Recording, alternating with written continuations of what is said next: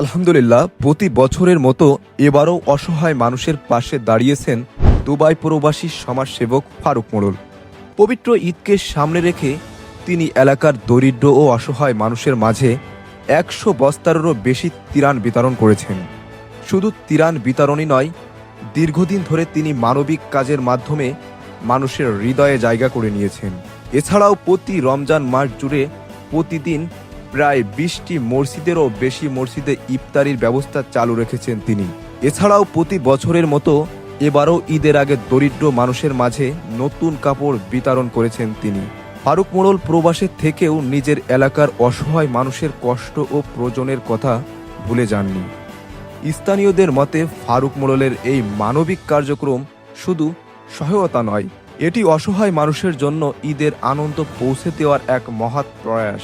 মানবতার সেবায় তার এমন উদ্যোগ সত্যিই প্রশংসার দাবিদার।